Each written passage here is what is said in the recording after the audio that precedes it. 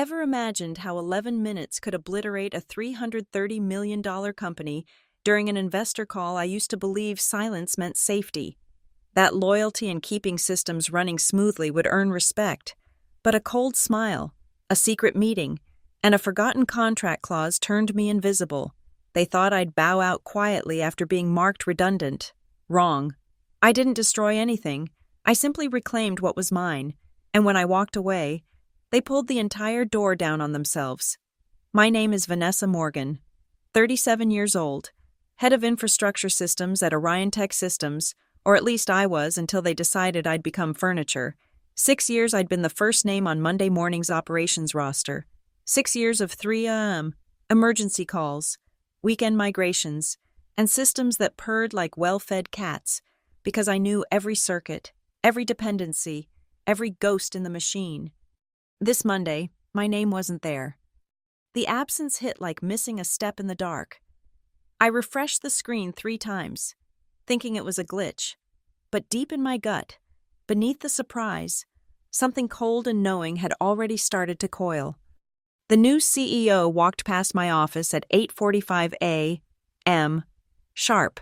Ethan Graves' slicked back hair, like he'd stepped out of a venture capital fever dream. Pristine white sneakers that had never seen a server room floor, and that Silicon Valley smile that could sell ice to Eskimos while planning to automate their jobs. He'd been here 3 weeks, brought in by the board to revolutionize our trajectory, after our previous CEO retired. The all-hands meeting at 9 a.m. told me everything I needed to know. Innovation, Ethan said, pacing the stage like a motivational speaker who'd mainlined too much caffeine. Disruption, AI-driven transformation. His eyes swept the room, landing on me when he said, legacy systems, with the same tone someone might use for toxic waste. The innovation kids, that's what I called them. The squadron of 20-somethings he'd imported from his previous startup sat in the front row with their MacBooks covered in startup stickers, nodding like dashboard bobbleheads. They wore hoodies that cost more than my monthly car payment and typed constantly, even when no one was talking.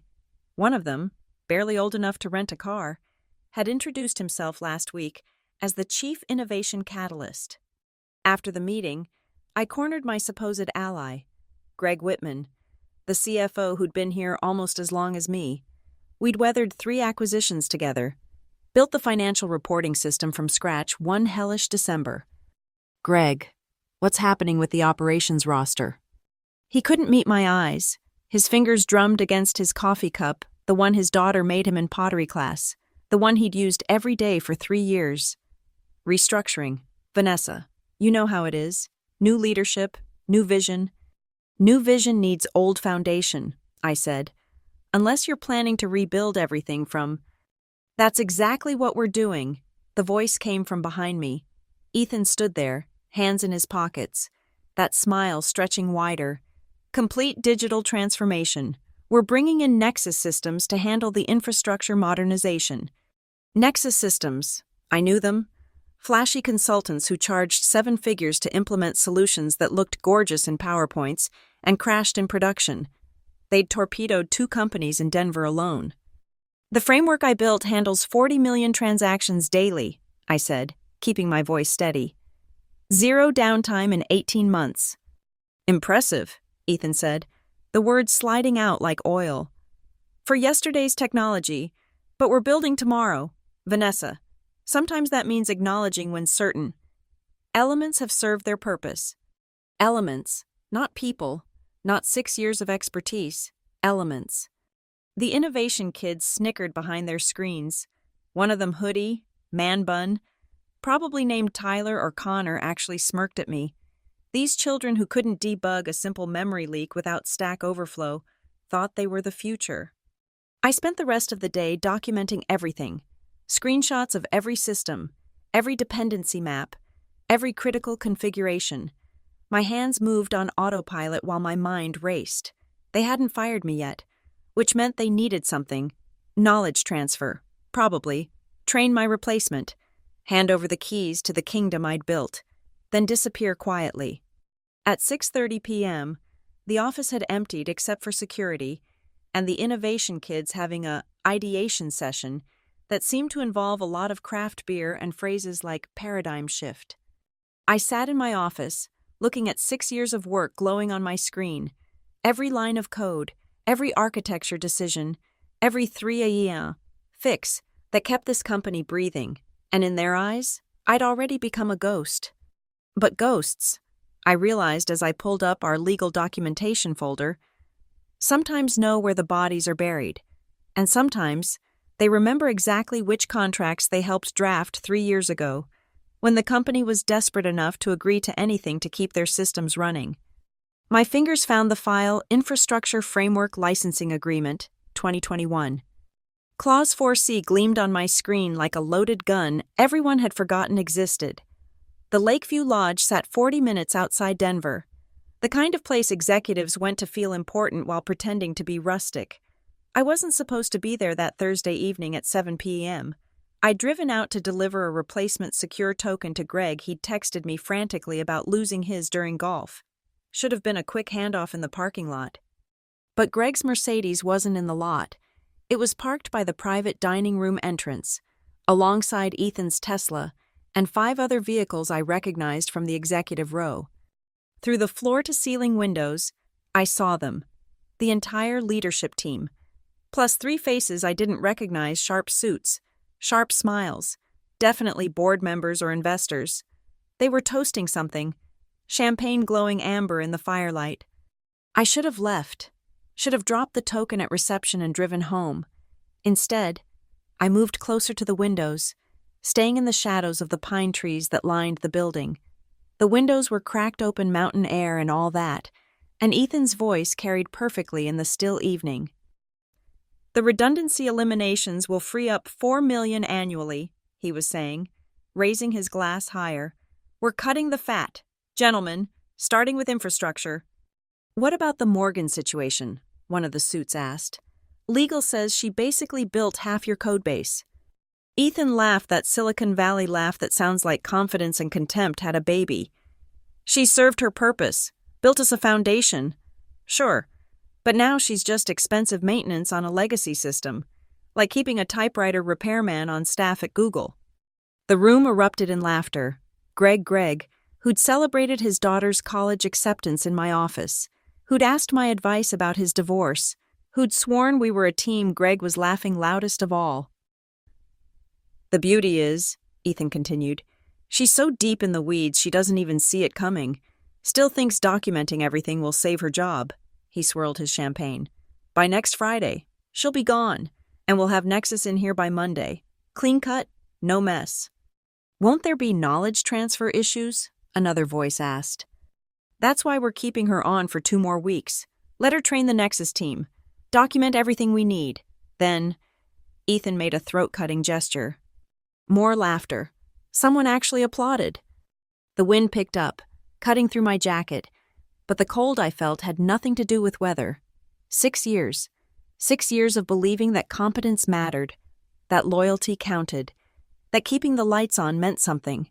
And here they were, toasting my erasure like it was a hostile takeover of a competing firm. Greg stood up, wobbling slightly his 3rd glass. At least, to evolution, he said, raising his glass, and to those who can't evolve becoming extinct. They all raised their glasses. To evolution. I backed away from the window, my hands steady despite the rage burning through my chest. In my car. I sat in the dark parking lot for 20 minutes, not trusting myself to drive. The token I'd brought for Greg sat on my passenger seat, a little piece of plastic that could access our entire financial system. The irony wasn't lost on me. When I got home, I didn't cry, didn't scream, didn't even pour myself the wine I'd been saving. Instead, I went to my home office, the one place that was truly mine, and opened the filing cabinet I'd maintained since my first day at Orion Tech. Every contract, every amendment, every piece of paper they'd had me sign when they were desperate, when the systems were failing, when they needed someone who could work miracles at 3 a.m. The 2021 Infrastructure Framework Licensing Agreement was in a folder marked Critical Dependencies 3 years ago, when Orion Tech was hemorrhaging clients due to system failures. They'd begged me to build a new framework from scratch. The timeline was impossible, 3 months for what should have taken a year. I'd said yes, but with conditions. Clause 4C, page 17, paragraph 3. In the event of termination without documented continuity handoff, all framework licensing rights revert to the original developer Vanessa Morgan or her designated entity. The company maintains usage rights only through continuous employment or explicit license renegotiation. They'd been so desperate they'd signed without reading. Legal had been overwhelmed with acquisition paperwork. Greg had pushed it through finance without review, trusting me because we were family. I read it again, then pulled up the incorporation documents for Orbis LLC, the consulting company I'd created 2 years ago for side projects but never used. Clean, legal, ready. They wanted to toast my extinction. I poured myself that wine after all, a 2019 Malbec that tasted like dark chocolate and revenge, and began documenting everything. Not for them, for me, for what came next. They thought I was a typewriter repairman in their Google. They were about to learn I was the one who held the patents on their entire alphabet. Friday morning, 8:15 a.m. The termination notice sat on my desk like a formal invitation to my own funeral. 2 weeks' notice, they called it, to ensure smooth transition of responsibilities. Ethan delivered it personally, flanked by HR Director Patricia Morse, who looked like she'd rather be anywhere else. "We appreciate everything you've done for Orion Tech," Ethan said, his voice dripping with false sincerity. "This restructuring isn't personal. It's about positioning the company for future growth." I looked at the paper, then at him, then smiled. Not my real smile, the one I'd perfected in 6 years of vendor negotiations. "Of course, I understand completely." Patricia shifted uncomfortably. She'd expected tears, maybe anger. The smile threw her off. "We'll need comprehensive documentation of all systems," Ethan continued. "Nexus Systems will be shadowing you starting Monday. Full knowledge transfer." "Absolutely," I said, signing the notice with a flourish. "I'll need copies of all my work for my portfolio. Of course, standard procedure." "Within reason," Ethan said quickly. "Oh, I'll be very reasonable." I stood, extending my hand. "I assume you'll want me to review the infrastructure licensing agreements, make sure everything transfers cleanly." For the first time, uncertainty flickered in his eyes. "Legal will handle that." "Of course they will," I said. "But they might want to check the 2021 Framework Agreement. Page 17 is particularly interesting." I watched him try to decide if I was bluffing. The innovation catalyst knocked on the door, saving him from responding. "Ethan, the Nexus team is here early. Should I—" "Conference room 3, Ethan said, never breaking eye contact with me. "We'll be right there." After they left, I opened my laptop and began the real work, not the documentation they wanted that would come, sanitized and useless without context. No, this was surgery. Careful, precise, completely legal. First, I updated the framework's ownership registry, a blockchain-based system I'd insisted on 3 years ago for security and transparency. Every component, every module, every critical function was tagged with ownership metadata. One by one, I transferred them to Orbis LLC. Each transfer generated an immutable record, time-stamped, verified, indisputable. The beauty was in the simplicity. I wasn't stealing anything.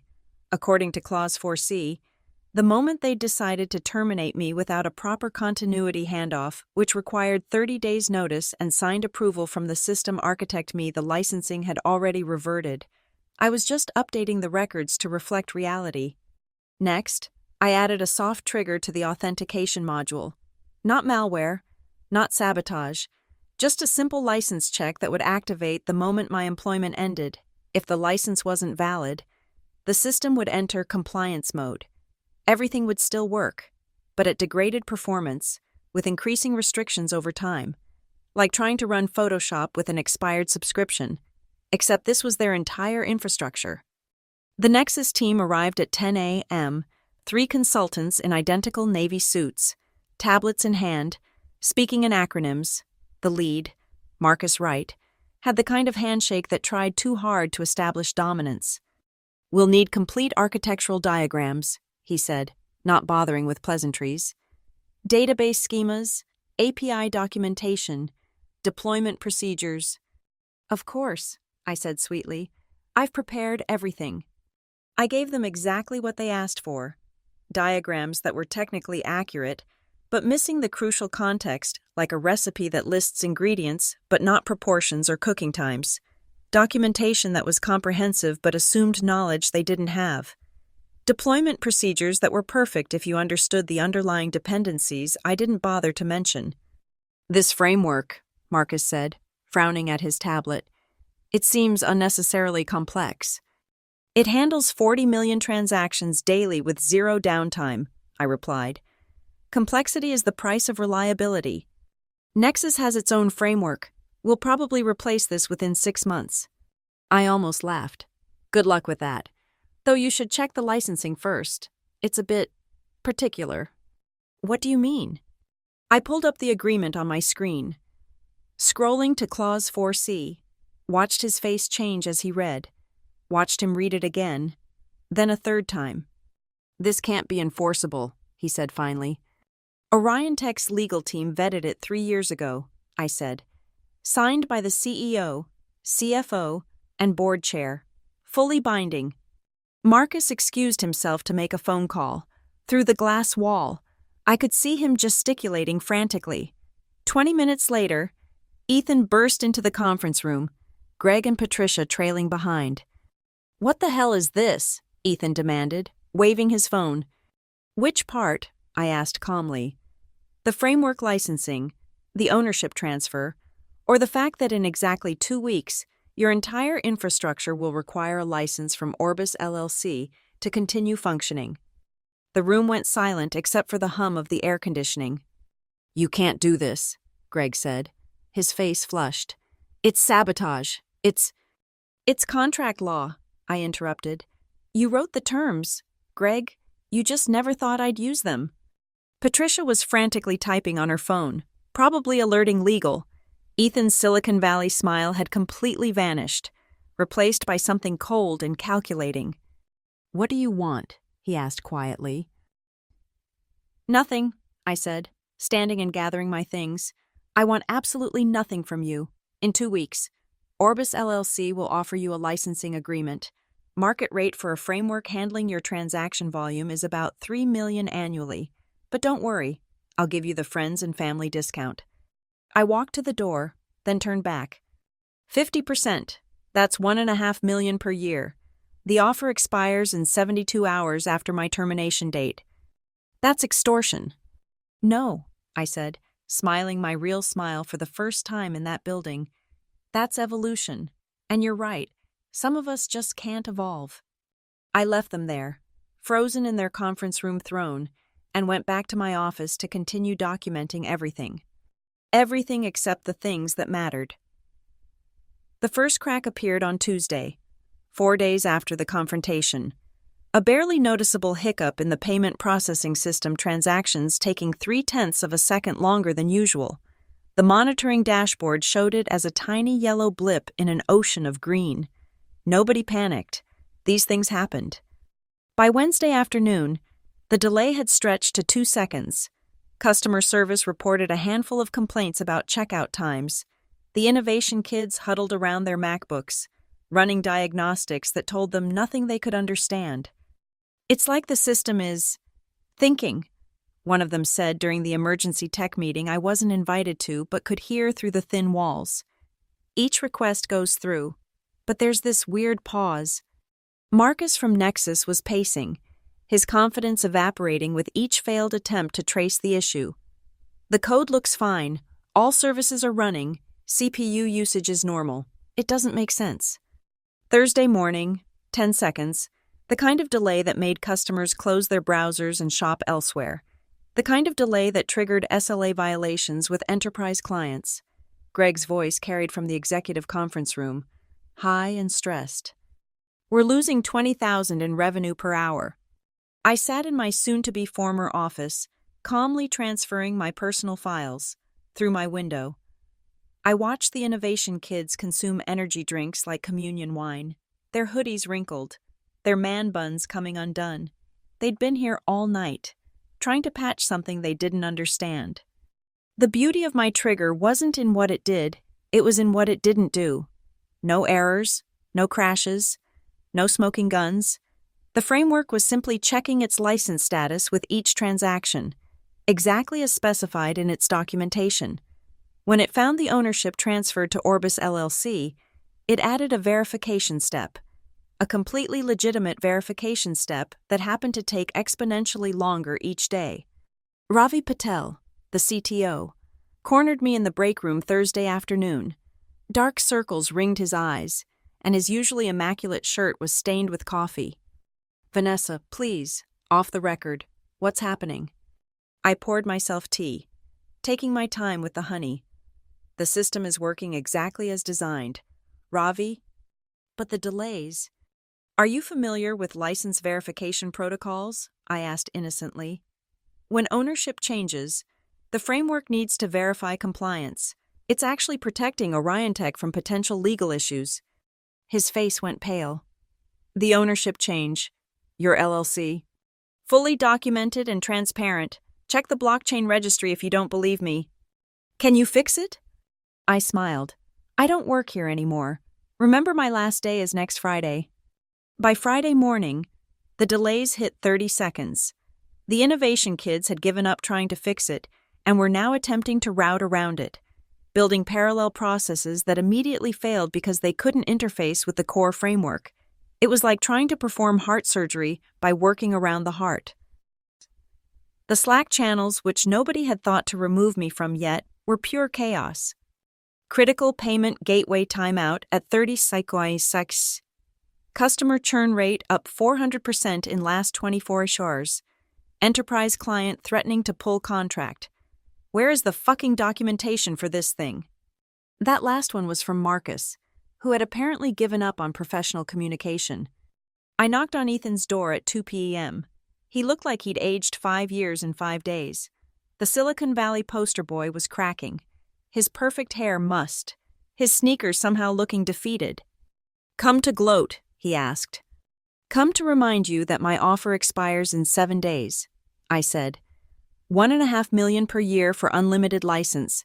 That's actually below market rate. "This is corporate terrorism." "This is capitalism," I corrected. "You wanted to disrupt, congratulations. You've been disrupted."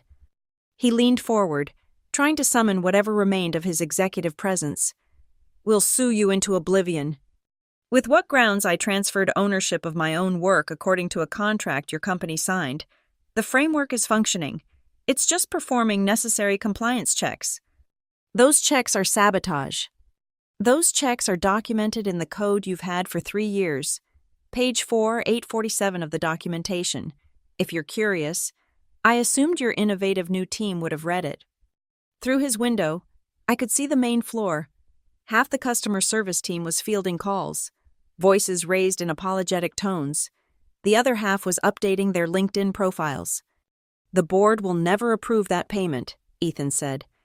"Then the board will watch their $330 million company become worthless," I replied. "Your choice, though I'd decide quickly once the delays hit 60 seconds. The system enters deep compliance mode. That's when things get really interesting." "What does that mean?" I stood to leave. "Read the documentation." "Oh wait, you fired the only person who understood it." That evening, I sat in my home office, monitoring the blockchain registry. 17 more verification requests had been logged, each one taking slightly longer than the last. The framework was working perfectly, protecting itself like an immune system rejecting a transplant. My phone buzzed with messages from former colleagues. "What did you do?" "They're offering contractors $500 hour to fix this." "Marcus just quit, literally walked out." "Please come back." I ignored them all except one from Ravi. "You brilliant, terrifying woman." That one made me smile. Outside my window, Denver's lights twinkled like a circuit board. Somewhere in a downtown high-rise, Ethan was probably in another emergency meeting, trying to explain to investors why their revolutionary tech company couldn't process a simple payment in under 30 seconds. Ghost failures, the innovation kids had called them. They had no idea how right they were. Monday morning, 3 days before the investor presentation that would determine Orion Tech's Series D funding, the office looked like a war zone. Pizza boxes stacked in corners, sleeping bags under desks, the sharp smell of desperation mixing with cold coffee and broken dreams. The delays had stabilized at 45 seconds over the weekend, just slow enough to hemorrhage users, but not quite enough to trigger complete system failure. It was worse than a crash. A crash could be fixed. This was death by 1,000 buffering screens. I arrived for my final week to find security guards at every entrance and my keycard deactivated. Patricia met me in the lobby, flanked by 2 members of legal. "Your access has been restricted to conference room 12, she said, not meeting my eyes. "You'll complete your remaining documentation there." "Afraid I'll make things worse?" I asked. "Just following protocol," she replied, but her hands shook as she handed me a visitor badge. Visitor. After 6 years. Conference room 12 was a fishbowl, glass walls on all sides. They wanted to watch me. Fine, let them watch. At 9:30 a.m., the real crisis hit. Global Tech, their largest enterprise client worth $12 million annually, initiated emergency contract termination. The news spread through the office like wildfire. I could see people crying at their desks, others frantically updating resumes on their phones. Ethan burst into my fishbowl at 10:15 a.m., Greg and 3 board members behind him. One of them I recognized, Richard Dalton, the lead investor who'd pushed for Ethan's hiring. "Fix it," Dalton said without preamble. "Whatever you want, within reason, fix it now." "My offer stands," I said calmly. $1.5 million per year for the license." "That's highway robbery," Greg sputtered. "That's business," I corrected. "You wanted to save $4 million by eliminating redundancies. Congratulations. You found out exactly how redundant I was." Dalton's face was stone. "What guarantees do we have that paying you will actually fix this?" I pulled up my laptop, showing them a simple dashboard I'd created. "This is the Orbis LLC license management portal. One click, and I can authorize Orion Tech for full framework access. The delays will disappear within 60 seconds. Do it now, and we'll discuss terms." Ethan tried. "Payment first. This isn't a negotiation, it's a purchase order." "The board needs to vote." "Then convene the board," I interrupted. "You have 72 hours before my employment officially ends. After that, the offer goes up to $3 million. Richard Dalton looked at me like he was seeing me for the first time. "You planned this." "I prepared for this," I corrected. "There's a difference. You planned to discard me like obsolete hardware. I prepared for that contingency." At noon, the innovation kids started quitting. 3 of them walked out together, their MacBooks abandoned on their desks like tombstones. The chief innovation catalyst was nowhere to be found. Someone said he'd been seen crying in the parking garage. Ravi found me in the cafeteria at lunch, sitting alone at a table while everyone gave me a wide berth like I was radioactive. "The framework isn't just checking licenses, is it?" he asked quietly, sitting down despite the stares. "Everything it's doing is exactly what it was programmed to do," I said. "But you programmed it to protect itself, like an organism." I smiled. "You always were the smartest one here, Ravi." "They're going to try to rebuild from scratch," he said. "Dalton's already reaching out to other firms." "Good luck to them. The framework has 47,000 custom integrations, at 100 developer hours per integration. That's about 2 years with a team of 20, assuming they can find 20 developers who understand the architecture, which they can't, because you designed it. Evolution, Ravi. Ethan was right about that. Some organisms evolve to be irreplaceable. At 3 p.m., the secondary crisis hit. The slow transactions had triggered a cascade effect in the reporting system. Quarter-end financial reports were failing to compile. Greg was literally screaming in the executive conference room, his face so red I worried about his blood pressure. The Slack channels had devolved into gallows humor. taking bets on who gets fired first. At least the severance checks will process. Eventually. Anyone else think the old system wasn't that bad? At 4:45 p.m., Patricia came to my fishbowl with a document. "The board has agreed to your terms," she said, her voice flat. $1.5 million annually, paid quarterly in advance, first payment upon signature. I read every line, every clause, every word. My own contract, this time, ironclad, with automatic renewal and a poison pill clause that would trigger if they tried to reverse engineer the framework. "There's one modification," I said, pulling out my pen. "The license is non-transferable. If Orion Tech is acquired, the license terminates unless explicitly renegotiated with Orbis LLC. Patricia's face went white. "That could kill any acquisition deals." "Then I guess you'd better keep me happy," I said, adding the clause in my neat handwriting. "Initial here, here, and here." She texted someone legal, probably. 20 minutes of heated phone calls later, she initialed where I'd indicated. At 5:30 p.m., with the signed contract in hand and the first payment confirmed in Orbis LLC's account, I opened the license portal. One click, a simple authorization code transmitted to the framework. Across the office, I watched screens refresh. The payment processing time dropped from 45 seconds to subsystem milliseconds. The collective sigh of relief was audible even through the glass. But nobody celebrated. They all knew what this meant. They'd just become dependent on the very person they'd tried to discard. The framework hadn't just won, it had evolved into a parasite they couldn't live without. Ethan stood at my fishbowl door, looking like a defeated general surveying a battlefield. "You know this makes you unfireable," he said quietly. "We can't afford to lose you now." "I'm not an employee anymore," I reminded him. "I'm a vendor, and vendors can't be made redundant. They can only be paid or replaced. Good luck with option 2. Tomorrow was my last official day as an employee. Wednesday, the investor presentation. They thought the crisis was over. They had no idea what 48 hours of absolute control looked like. Wednesday morning, 8:59 a.m. I sat in my favorite coffee shop downtown, laptop open, watching 3 synchronized clocks my system monitor. Orion Tech's status dashboard, and the investor presentation countdown timer someone had foolishly left public on their website. 9 a.m. sharp, the presentation would be starting in Orion Tech's top-floor conference room. Dalton, 3 other board members, and 2 representatives from Apex Capital, the firm that could make or break the Series D funding, $330 million valuation on the line. I sipped my chamomile tea and initiated the continuity protocol. A simple, elegant command: verify framework continuity, handoff documentation. At Orion Tech headquarters, 30 floors above Denver's financial district, the main dashboard flickered. A yellow banner appeared. Continuity protocol initiated. T-minus 11 minutes. My phone exploded with calls. Ethan, Greg, Patricia, Ravi, numbers I didn't recognize.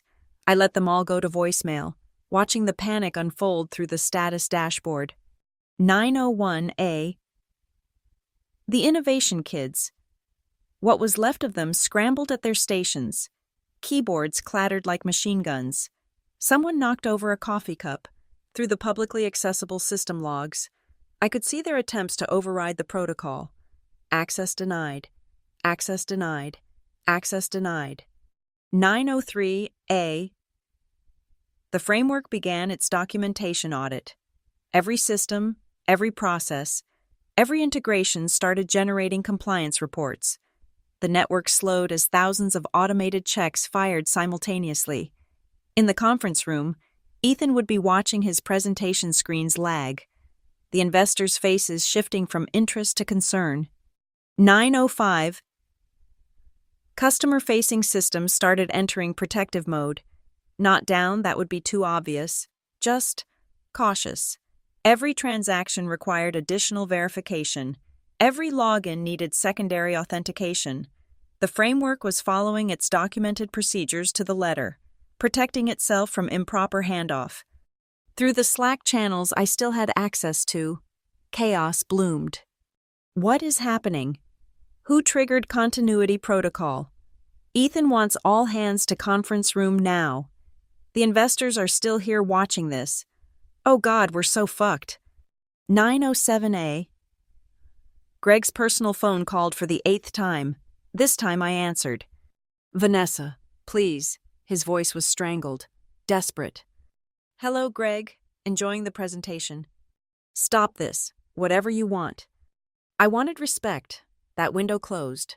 Now I'm just ensuring proper documentation of the continuity handoff, as required by the framework license. We paid you. You paid for the license. The continuity protocol is a separate matter. Check Appendix J of the documentation I provided. Page 1743. I heard him screaming at someone to find Appendix J. Good luck. I'd provided it, technically, buried in a folder labeled Archive 2021, Miss Key, Backup Due, Not Delete, V2, Finals, Final.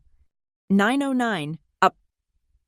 The enterprise clients started noticing. Global Tech's dashboard would be showing warnings. So would the dashboards of every other major client. The framework was informing them, helpfully, that continuity protocols were active and service guarantees were temporarily suspended. My screen showed 17 client systems automatically initiating contract review procedures. Legal alerts would be firing across the country. Ethan's voice suddenly came through Greg's phone, rough with barely controlled rage. What do you want? Vanessa. Nothing. I'm not your employee anymore. Remember, I'm just a vendor ensuring my framework maintains proper compliance documentation. The investors are watching our company implode in real time. Then you should probably handle that instead of talking to me. 9:10 a.m. The final phase. Every system Orion Tech had started displaying the ownership notice. Infrastructure framework operated under license from Orbis LLC. Continuity handoff incomplete. System entering lockdown in 60 seconds. I could imagine the scene in that conference room. The investors' faces stone cold. Dalton probably calculating how much he could salvage. Ethan watching $330 million evaporate. The innovation kids realizing their equity options were about to become expensive toilet paper. 9:10 and 30 seconds Ravi texted me directly. You magnificent bastard. They're literally crying in here. 9:10 and 45 seconds Patricia's voice on speaker. Legal and measured despite the chaos. Ms. Morgan, Orion Tech is prepared to discuss amended terms. I'm not interested in amendments. The framework needs to verify proper handoff. Since I was terminated without the required 30-day transition period, that's technically impossible. 9:10 and 50 seconds. Please, Ethan's composure finally shattered completely. Just tell us what you want. 9:10 and 55 seconds I closed my laptop. 9:11 a.m. across Denver, in a gleaming conference room with a 360-degree view of the mountains. Every screen went gray. A single message displayed. Orbis LLC compliance lock engaged. The framework hadn't crashed. It hadn't deleted anything. It had simply stopped. Stopped accepting new transactions. Stopped processing requests. Stopped pretending that Orion Tech owned what they'd tried to steal. My phone buzzed with one final message from Ravi. The investors just walked out. Dalton told Ethan he has 1 hour to fix this, or they're pulling everything. I finished my tea, left a generous tip, and walked out into the Denver morning. The sun was shining. The mountains were beautiful. And somewhere 30 floors up, Ethan Graves was learning that evolution sometimes means knowing when you're the dinosaur. 11 minutes. That's all it took. Not because I was quick. Because I'd had 6 years to prepare, and they'd had 2 weeks to believe they were smarter than the person who built their world. 9:12 a.m. The dashboard on my phone showed the cascade beginning. Each second was a small eternity of systematic dissolution, every metric a funeral hymn for a $330 million valuation. The VIP customer accounts, the ones that generated 40% of revenue, started vanishing from Orion Tech's dashboard, not deleted, just inaccessible. The framework had classified them as pending continuity verification, They existed in a quantum state, neither alive nor dead, simply beyond reach. 9:13 a.m. Enterprise authentication tokens began expiring en masse. Fortune 500 companies watching their custom integrations return 403 forbidden errors. I imagined CEOs calling Ethan directly, each call another nail in Orion Tech's coffin. Through the public status page, I watched the support ticket counter climb 847 1 250 2000 3 500. The number blurred as it updated faster than the page could refresh. 9:14 a.m. The internal communication system also built on my framework started degrading. Slack messages delayed, emails bouncing. The digital nervous system of the company developing dead zones. They couldn't even coordinate their panic properly. A text from a number I didn't recognize. "This is Richard Dalton. Name your price." I didn't respond. There was no price anymore. This wasn't about money. 9:15 a.m. The financial reporting system locked completely. Quarter-end reports half-compiled. Regulatory filings incomplete. Audit trails frozen mid-transaction. The SEC would be notified automatically within hours. Compliance violations would trigger by close of business. My laptop showed me the framework's internal state, a beautiful cascade of perfectly legal, completely documented system protections. Every lock, every restriction, every frozen process was following the letter of the code they'd signed off on 3 years ago. 9:16 a.m. Customer data exports began failing. The framework classified them as unauthorized transfers pending ownership verification. Companies trying to migrate away from Orion Tech found themselves trapped, their data held hostage by their own security protocols. Another unknown number calling, then another, the entire board, probably, each member discovering their investment evaporating in real time. 9:17 a.m. The development environment collapsed. Code repositories became read-only. The CI/CD pipeline ground to a halt. Even if they had developers who could fix this, which they didn't, they couldn't deploy changes. The framework protected itself against unauthorized modifications. Through LinkedIn, I could see the exodus beginning. Former senior developer at Orion Tech statuses appearing every minute, rats fleeing the sinking ship, updating their profiles while they still had laptops to update them from. 9:18 a.m. The customer-facing website started displaying intermittent errors. Not enough to fully crash that would trigger failovers. Just enough to make every interaction frustrating, every click a gamble, the kind of degradation that made customers close tabs and never come back. Greg texted me directly. "The investors are threatening to sue. Please, Vanessa, we have families. People will lose their homes." I thought about his mansion in Cherry Hills, his Tesla, his boat, his kids' private schools that cost more than most people's salaries. I texted back, "Should have thought about that at Lakeview Lodge." 9:19 a.m. The analytics system entered a recursive loop, trying to analyze its own failure to analyze. CPU usage spiked across all servers. The cloud hosting bill, calculated per minute, would be astronomical. The framework was literally eating money. On my screen, the public stock ticker for Orion Tech's parent company started flashing red. Down 12%, 15, 20. The market smelled blood. 9:20 a.m. The backup systems, finding themselves unable to verify integrity against the locked primary systems, refused to activate. 3 years of backups, suddenly worthless. The disaster recovery plan collapsed because the disaster was the recovery system itself. A final message from Ethan appeared in my personal email, probably sent from his phone. "You've made your point. You've destroyed us. Is that what you wanted, to watch it all burn? Hundreds of people work here. They trusted the company. They trusted me." I typed back, "They trusted you. You trusted yourself. I trusted the code. Guess which one of us was right?" 9:21 a.m.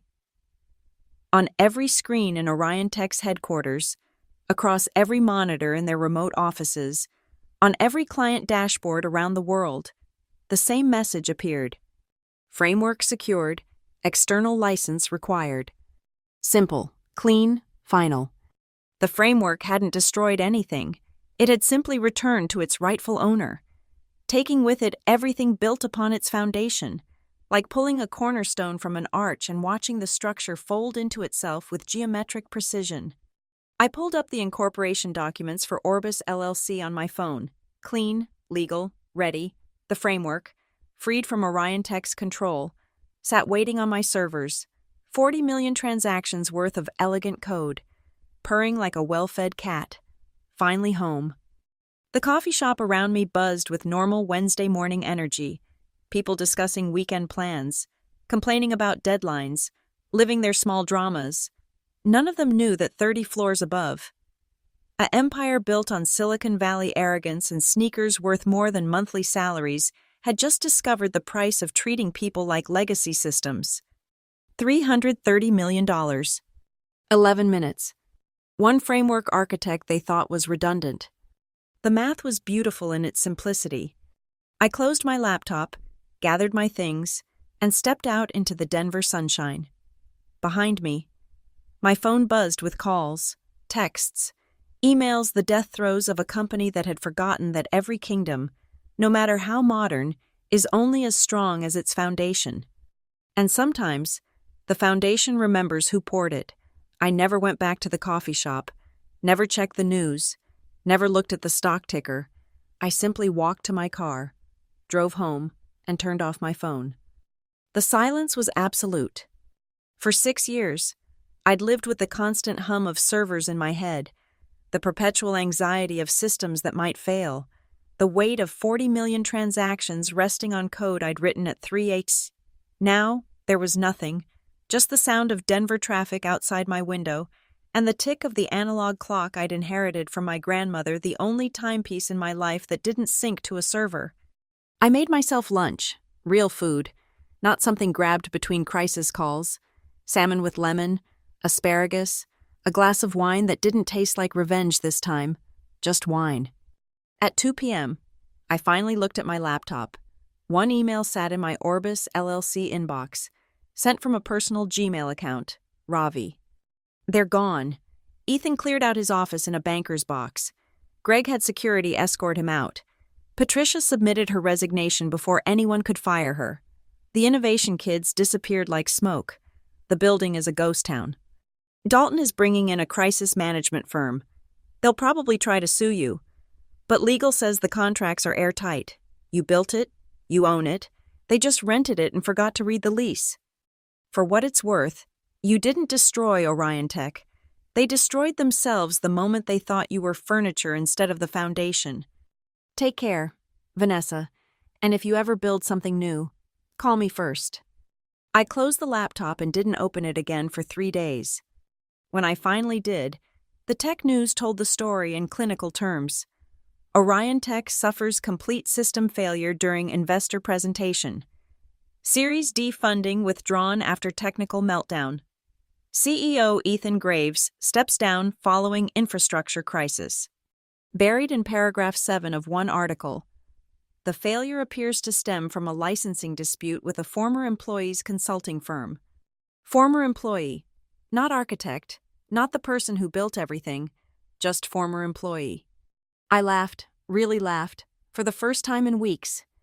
3 weeks later, a package arrived. Heavy, expensive paper, the kind law firms use when they want to intimidate. But it wasn't a lawsuit, it was an offer. Dalton's new crisis management team wanted to buy the framework, not lease, buy for $50 million. I sent back a single word no. 2 months later, Orion Tech officially dissolved. The office building downtown switched off the logo lights. The ping-pong tables and bean bags were auctioned off. The innovation kids probably went back to other startups, spreading their disruption gospel to new churches. I kept the framework running on Orbis LLC's servers, clean, efficient, processing nothing but its own heartbeat. Sometimes I'd log in just to watch it run perfect loops of logic, elegant error handling, beautiful in its purposelessness. 6 months passed, then a year. The tech world moved on to new scandals, new failures, new companies claiming to revolutionize everything while understanding nothing. I never monetized the framework, never sold it to competitors, never even removed the Orion Tech references from the code comments. It existed as a monument to what happens when you mistake the architect for the architecture, when you think the person who builds your world is redundant. Last week, I received a message through LinkedIn, Greg Whitman, now working as a consultant according to his profile. Vanessa, I wanted to apologize, not for legal reasons, I'm sorry. We were idiots. Ethan sold us a vision where everything old was bad and everything new was good. We forgot that foundations are old by definition. That's what makes them foundations. I hope you're well. I didn't respond. There was nothing to say. I still live in Denver, still drink tea at 10 a.m., still maintain the framework that processes nothing, owns everything, and stands as proof that sometimes the best revenge isn't destroying what others built. It's taking back what was always yours. They called me redundant, legacy, furniture. But furniture doesn't walk away with the house. And legacy code, it turns out, is called that for a reason. It's what remains after everything else fails. In the end, I didn't need 11 minutes to destroy Orion Tech. They'd been destroying themselves for weeks, maybe years, with every sneer at experience, every dismissal of expertise, every assumption that new meant better. I just helped them finish what they started.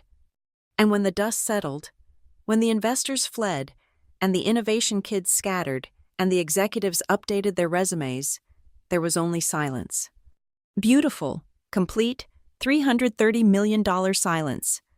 The same silence I carry with me now, as I walk through Denver on quiet mornings, past the building where Orion Tech used to shine, carrying the knowledge that somewhere in the cloud, a perfect framework runs endlessly, processing nothing, protecting everything, waiting for a call that will never come. They wanted evolution. They got extinction. And I got what I'd always had: the code, the keys, and the satisfaction of knowing that sometimes the most powerful thing you can do is simply take your toys and go home. Thank you for listening to this story of corporate revenge and poetic justice. I'd love to know where you're listening from. Drop a comment below and let's connect. If this tale of workplace vindication resonated with you, please subscribe to the channel and share your own thoughts about office politics, tech culture, or your own experiences with being undervalued at work. Have you ever wanted to pull your own 11-minute takedown? Let me know in the comments.